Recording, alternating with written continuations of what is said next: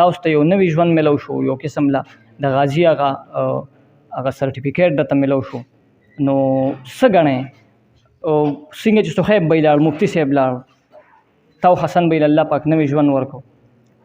را روان وخت کې دای څه سوچ دې کړی چې یاره زم علم صاحب ته ورشم، بس دا خو هسې مې ژوند پاني دی را روان چې دی دغه دی زمونږ چې دی کوم محرم دی حسن سردار، نو هغه چې دی انشاءالله علم دپاره مونږ چې دی دغه کوو مخکې، او بل زه خپله چې دی ما دغه دی خو لکه دا الان کې چې د مفتي صاحب کوم ټول بچي دي نو هم شکر دی لکه زما په دغه باندې دي، زه هم چې ته دوی تربیت وکړم دا ما دپاره هر څه دي. همداسې ده